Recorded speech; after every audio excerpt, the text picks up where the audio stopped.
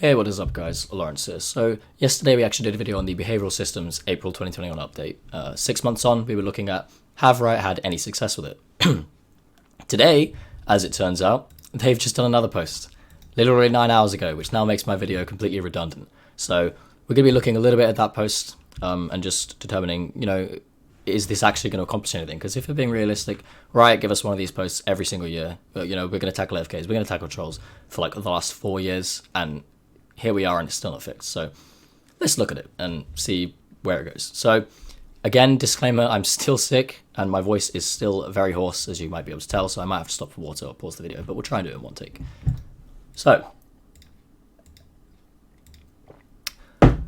let's talk about the April post first, because this post here, the new one, is about building on the last post. And what I do appreciate about this post is that it's specifically about AFKs. Now, I have much more of a problem with AFKs than I do trolls, and the reason is because they're so much harder to avoid. For the community, they're much harder to avoid. Why? Because you can tell, not all the time, but often you can tell if someone's going to troll the game. If they pick Ghost, Cleanse, Nunu in Champ Select, they're going to troll the game. If they are stealing someone's role, they're probably going to troll the game. If they're Giga tilted in chat, probably going to troll the game. So there's ways to determine if someone's going to troll the game. But AFKs, very difficult. Very hard to determine if they're going to troll the game. Because they could say nothing the whole game. One person pisses them off, and they will leave the game. They don't care at all. It's much harder to, for us, the players, to avoid them, which is why I'm glad they're prioritizing, seemingly, AFKs over trolls, because they're much worse for me. And honestly, I've won way more games with a troll, than I have with an AFK. So, let's first look at, I think, an underlying problem with how Riot deals with AFKs. So, I want to start with this scenario. Let's say I'm a player and I'm dead set on going AFK in my next game, just to annoy everyone. Let's just think about exactly what that entails. So, let's say it's a ranked game, and for some reason, 2 people in my team vote no on the surrender, and it lasts 30 minutes, and everyone loses 15 LP. One thing I want to point out, by the way, if 3 people vote yes on a surrender vote, why doesn't the game just end? I mean, the point of a voting system is the majority gets what they want, but they don't in League of Legends for some very strange reason. So that would already solve a lot of the problem for me, and it would shave 10 minutes off the time wasted. So what have I accomplished by doing that? I've wasted collectively 2 hours of my team's time. I've wasted half an hour of 4 people's time. I've wasted between 12 and 15 LP. If you're lucky with loss mitigation, you might get -3, which is meaningless. But you still lose all the MMR, which is also incredibly important, but you lose it anyway. So that's about 55 LP. Let's say 55 LP collectively I've wasted. And neither in the April update, where they announced, higher tiers or higher punishments, or in this update, do I see anything that reflects that. That's one game. In one game, I've done that. And still, where's the punishment? There is none. There's still for low tier AFKs. I'm assuming you get a few games AFK before the system puts you into a tier, and then every subsequent game you go AFK within, let's say, 10 games, you tier up. Something like that, I'm assuming is what it is. But the lower tiers are just like, really? 10 minutes for 5 games, that's supposed to, if you're going into tier 2, I mean, tier 2, surely I've AFK'd like 3 times in the last 10 games. That's my punishment? 10 minutes for 5 games? That's fucking nothing. Sorry. It's still nothing. So this is my biggest problem with the AFK system, is it's just not proportional. If I'm wasting 2 hours of time intentionally, and the system can pick up I did it on purpose, I'm wasting 2 hours of time and 60 LP, I should reflect at least some of that punishment. Now, I mentioned this in the previous video. What I would like to see is, at least if you get into the higher tiers, I would at least like to see a system where you lose communal LP. If you're in tier 7 and you're still leaving ranked games, you should lose all of the LP that your team lost instead of them. Because when Riot finally implemented the loss mitigation system, their concern was that people would abuse it. They would leave the game to save their teammates' LP or to save their pre-mates' LP, which is understandable. But if the net loss of LP is the same, where's the problem? Where's the abuse? I mean, you can't abuse it because you're going to lose all the LP. I would like to see that. If you're tier 7 and you're leaving game on purpose, I would like to see you lose all of the LP instead of your team, because no one deserves it. I mean, no one deserves to even be put in a queue with you, number one. God knows why you aren't banned if you make it to tier 7. You should be. At least a 2-week ban. That's what I'd like to see. Something like that. And something that's concerning about this whole post is that basically nowhere is there anything about oh yeah, we're doing this to stop people, or to make it better for the people who are victims of this. To the people who had to waste 40 minutes of their time and lost their promos because of this guy. We're doing something. No, there's nothing about that here.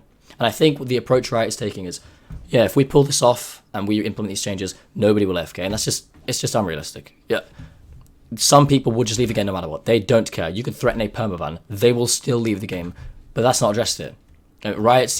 Seemingly Riot thinks that this is going to vanish all the AFKs, and then they won't have to reimburse players because no one's going to AFK. But it's not the case. It's unrealistic. Even with the harshest possible punishments, people are still going to be victims of this. So compensate them. You don't have to be so stingy with -2 LP, which means nothing because it doesn't work for promos, and it doesn't work for placements, and it also doesn't protect you from losing MMR. So I would like to see something. I really would like to see something like that. It's just so fucking stingy that there's still nothing for that, essentially. It's disappointing. So my other problem is there's kind of underlying text here about, or an underlying discussion, I suppose, about determining if someone's AFKing, and also determining, if someone has an internet problem or if they're actually leaving the game. Because you can talk all you want about having really, really harsh tiers like 14-day lockout. We'll talk about lockouts in a second. But you need to be sure that the person is actually leaving the game on purpose. So let's talk a little bit about that. First of all, the queue lockouts, for anyone wondering. All the queue lockout is, it's basically a pseudo ban. You don't actually get your account banned, but you get banned from queuing. It's basically a ranked ban, kind of. Or even normals as well. You can't actually queue for the game. That's what it does. So it's a soft ban, which I don't know about that. And you also still get the queue delays. So how can we determine, given that we're now implementing harsh punishments, how can we determine that someone is actually leaving the game to be a piece of shit? I've seen a lot of talk about this. I feel I can maybe speak about this as a programmer. There are ways to do it, and I think the community thinks that it's just such a difficult thing to do. Well, how do you know? There are ways to do it, and there's many ways, and I think a combination of the ways is the way to go. So here's some various ways I've listed, just off the top of my head, how you can detect that. The difference between their internet going down and actually leaving the game. The number one, which I cannot believe Riot still don't use, is chat logs. How many times, when I used to be a low elo player, the amount of times someone would tell me, take 1 CS and I leave the game. Or they'd say bye in all chat and leave. 2 days ago, I had a Zyra admit that she was going to leave the game, and she left the game. So why aren't we using that? If your concern is we don't want to accidentally ban someone who maybe had a network problem, they literally admitted they were going to leave the game in chat. What else do you want? Use that. I would also like to see use their previous net behavior. If someone's in the UK, and you can even log their ping if you want. If someone's in the UK, they're probably playing on around 20 to 40 ping, maybe 50, if they have at all decent internet. If they are always playing with 50 ping, and then suddenly in this game, they join the game and their ping goes up, and after a while they leave the game, they probably had a network problem. I think it's fair to say they probably had a network problem, so maybe we give them leniency. But otherwise, maybe they didn't have a network problem. Maybe it's something else. Maybe they had a family problem, but still, not a network problem. So you can use the previous net behavior, at least, to supplement the other methods of knowing if they're AFK. You can also look at, did the player try and reconnect? How many times do rage quitters reconnect? They never reconnect. They don't want to play the game. That's why they left. They actively left because they want to go do something else other than play the game that's annoying them. But someone with a network problem, I had a network problem. I had internet crashes daily for years. I would always reconnect. If someone is reconnecting shortly after disconnecting, maybe a little, give them a little bit of leniency. They probably had an internet problem, especially if the previous, all the above are true. If they did have a ping problem before they disconnected, and then they tried to reconnect, and they weren't flaming or anything. Another one, look at the state of the game, both the actual game and the chat. Was this person flaming like shit before they left the game? If so, probably a rage quit. Was someone flaming them? Might be a rage quit then, or just despite the person who's flaming them. Were they winning? How well were they doing before they left the game? If this person was, stomping their lane and they weren't flaming, nobody was flaming them, they have chat turned off, they're on a level 3, and then they leave the game, probably an external factor. They probably had a very good reason to leave that game, or their internet went down. Again, look at the network. It's not often that someone in that situation is just like, oh, actually, I'm done with this game, bye. But a rage quitter, if someone is 0-5 in their lane as Teemo, and they die, but their pick's fine, and then they die and leave the game, guess what they did? They rage quit the game. It's not hard. We won't spend more time on this.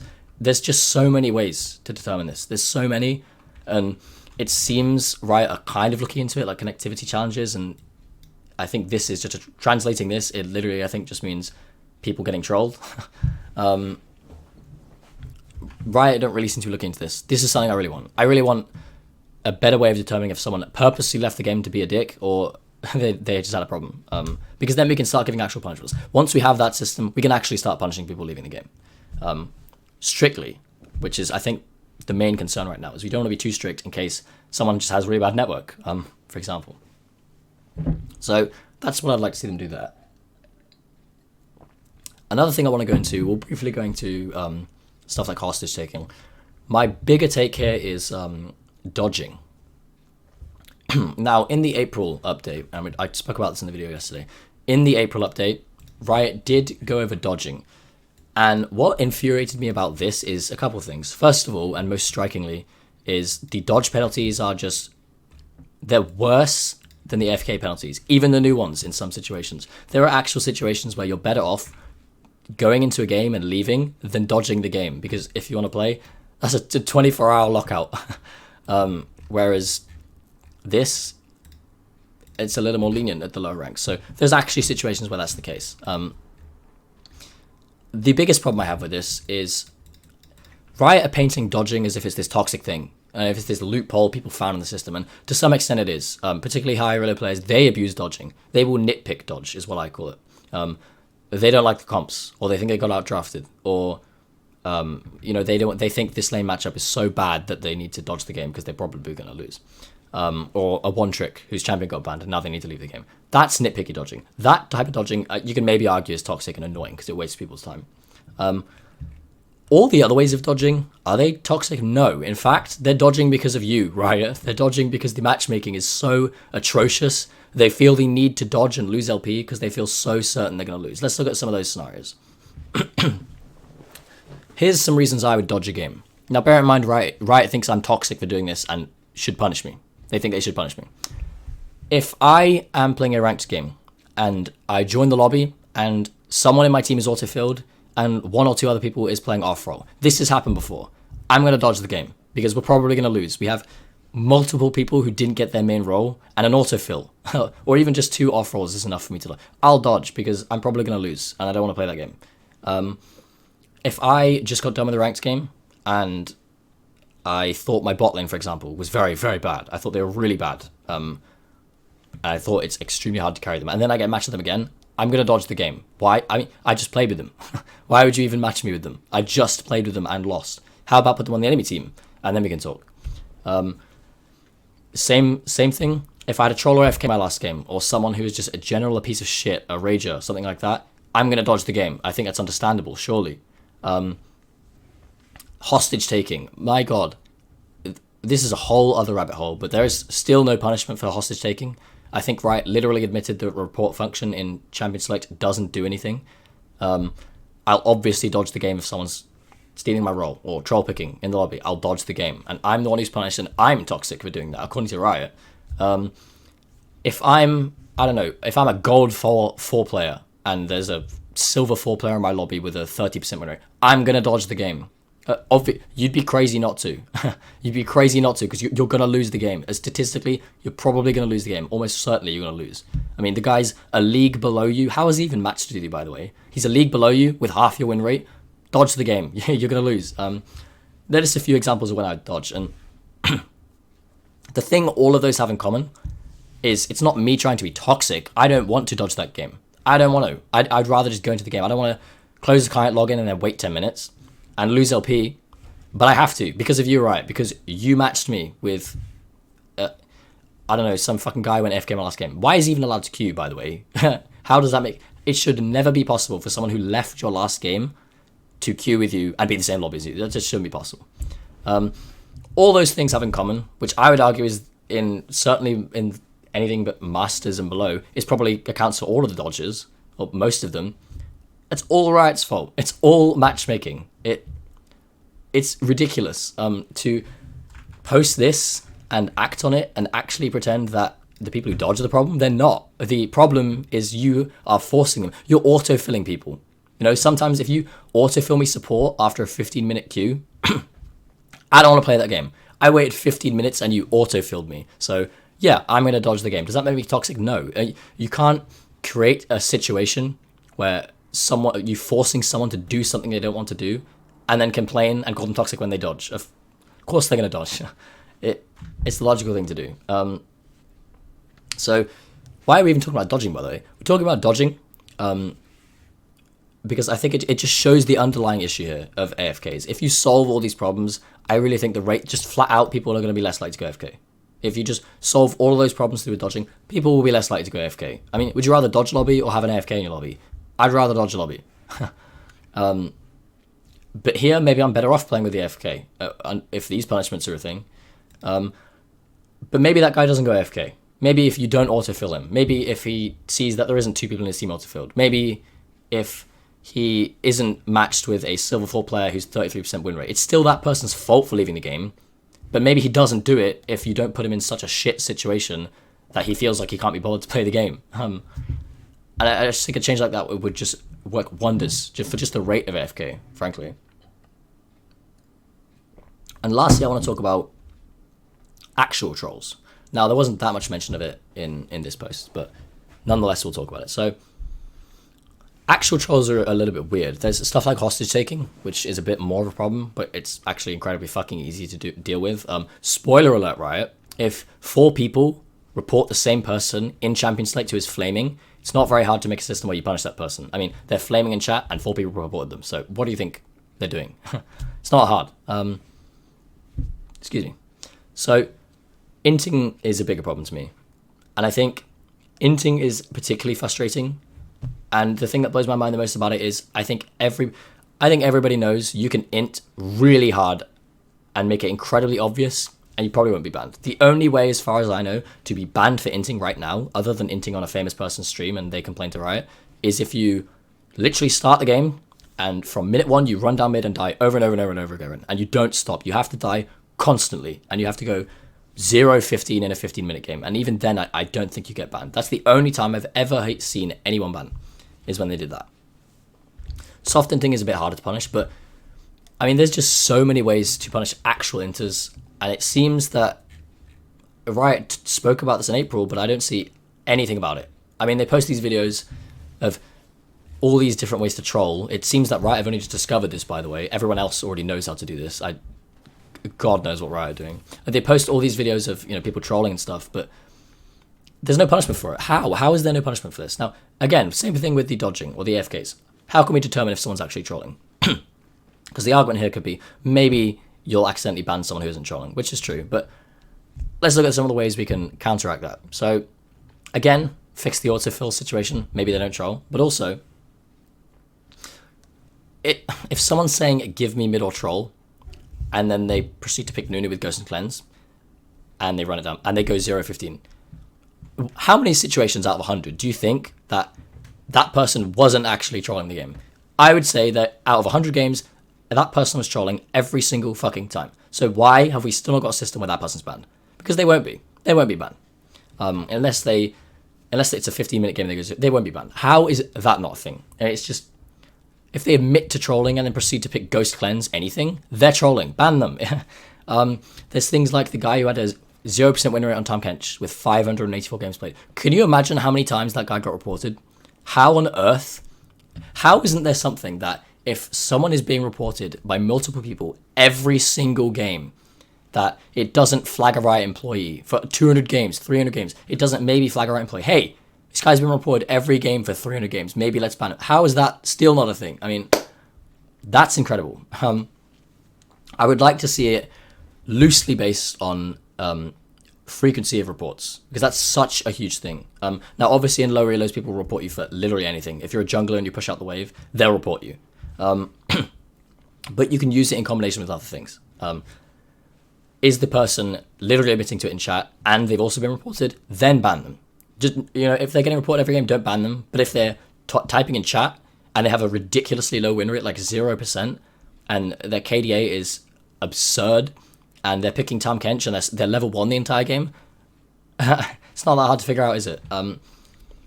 That's all I like to say on trolls is this whole soft inting thing is a bit harder to deal with, but can we just not get a system in the meantime while they're working on whatever system it is that they've posted here that that if someone's level 1 Tahm Kench at 25 minutes and they have a 0% win rate for 500 games, that person's just auto banned because they're trolling. Spoiler.